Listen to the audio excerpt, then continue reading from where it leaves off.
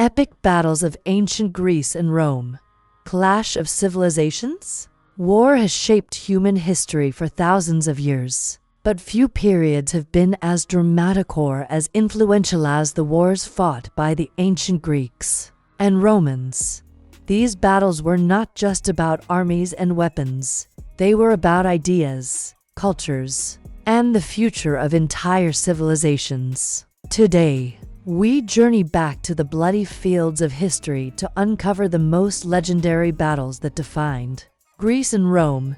Our story begins in 490 BCE, on a dusty plain near the city of Marathon in Greece. Here, a small Greek force stood face to face with one of the most powerful empires the world had ever seen: the Persians. The Persians had come to conquer Athens and crush the Greek spirit of independence. But the Greeks were not ready to give up. Outnumbered by more than 2-1, the Athenian soldiers made a bold move. They charged the Persian army at full speed. It was a shocking tactic, something no one expected. In a stunning upset, the Greeks won. This victory at Marathon didn't just save Athens. It inspired an entire civilization. It proved that courage, strategy, and unity could defeat overwhelming odds. But the Persian threat wasn't gone. 10 years later came the famous Battle of Thermopylae, the ultimate tale of bravery. King Leonidas of Sparta and his 300 Spartans stood in a narrow mountain pass to block the Persian army, which numbered in the hundreds of thousands. For 3 days, the Spartans held the line, fighting with unmatched skill and determination.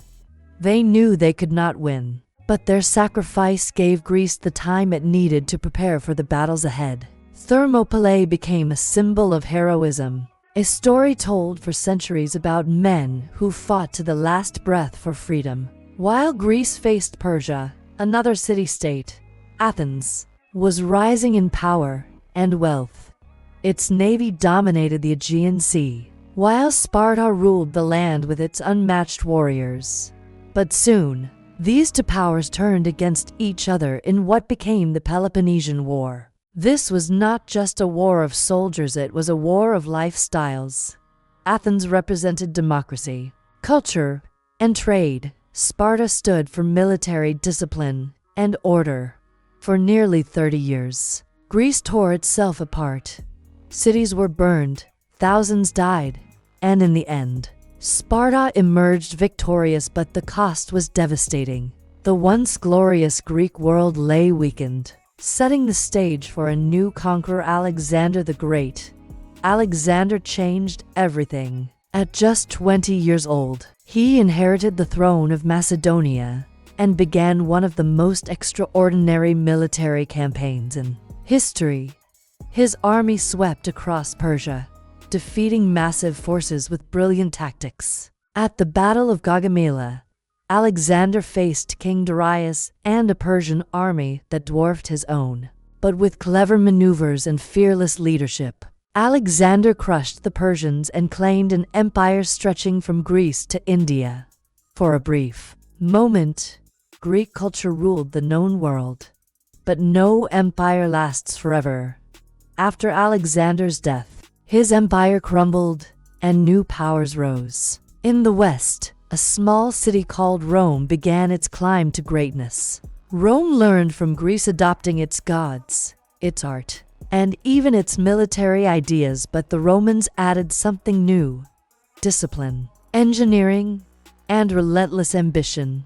The Romans first expanded across Italy, then set their sights on the rich lands of the Mediterranean. But standing in their way was Carthage, a powerful North African city.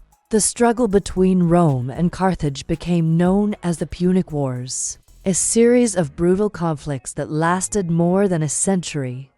The most famous Carthaginian general was Hannibal, a military genius who marched an army including war elephants across the Alps to attack Rome. At the Battle of Cannae in 16 BCE, Hannibal delivered one of the most devastating defeats in history, killing tens of thousands of Roman soldiers in a single day. It seemed Rome might fall, but it didn't. Rome adapted, learned from its mistakes, and eventually crushed Carthage, leaving nothing but ashes.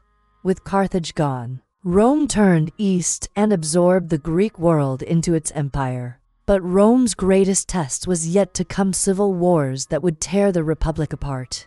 Ambitious generals like Julius Caesar marched their legions across Europe, conquering Gaul and even crossing the Rubicon to seize power in Rome itself. The battles that followed, like Pharsalus, where Caesar defeated Pompey, ended centuries of republican rule and gave birth to the Roman Empire. Under leaders like Augustus, Rome became unstoppable. Its armies marched from the deserts of Africa to the forests of Britain, building roads, aqueducts, and cities that still stand today.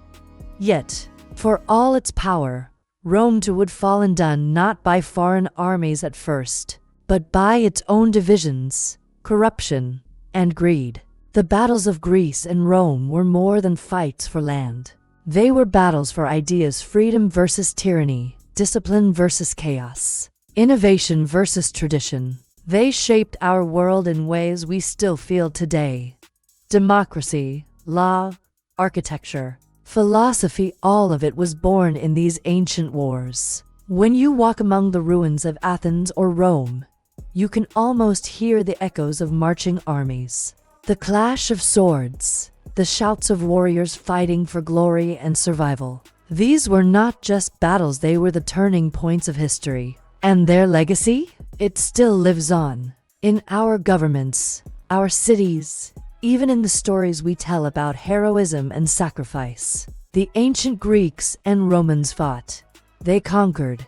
They fell, but their spirit endures, written forever in the pages of time.